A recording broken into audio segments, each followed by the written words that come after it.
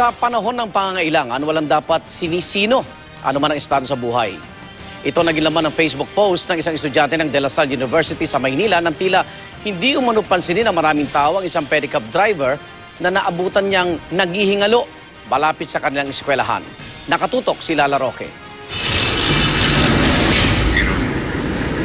Ang Facebook post na ito ng 4th year AB Communication Arts student ng De La Salle University na si CJ Chanco umani ng sari-saring reaksyon matapos niyang ilahad ang kanyang pagkadismaya sa hindi umano pagtulong sa isang pedicab driver na naabutan niyang nakahandusay sa bangketa sa ilalim ng LRT sa may De La Salle University sa Taft Avenue, Maynila noong Biyernes.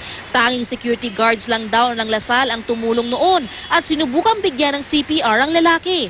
Kahit maraming dumaraang tao at marami ring usyoso, halos wala nang ibang sumaklolo sa naghihingalong lalaki. Pagdating ko dito, nakahiga na siya dun sa gitna ng sidewalk. Ngayon sabi ko, baka pwede namang ipadala sa loob para lang matulungan kasi it was raining. Doon sa bangketa, pumanaw daw ang lalaki. Kinwestiyon din ni CJ kung bakit walang nurse na lumabas mula sa universidad. Kwento naman ng security guard ng De La Salle Binild na isa raw sa tumulong sa pedicab driver, agad raw silang rumesponde. Yung mga security doon sa kabila, ibinaba siya. Wala na talaga siyang buhay. Tapos nung ako naman, may training naman kami ng MFR. Inano ko yung heartbeat niya.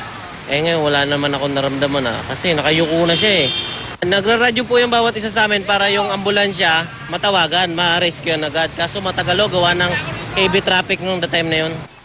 Kanina kasama kami ni CJ nang dalawin niya ang bahay ng pedicab driver na kanyang tinulungan. Pero malungkot ang naging tagpo dahil bangkay na ito ng kanyang mahanap. Siya si Reynaldo Carceliar, 51 anyos at may 2 anak. Ang asawang si Carmen, naaalala raw si CJ. Sariwa pa sa alaala ni Carmen ang sakit na naranasan maging ang pagtulong ni CJ. Masakit sa akin walang tumulong. Kasi kahit na pulis ayaw magamit yung mobile niya eh. Bawal daw.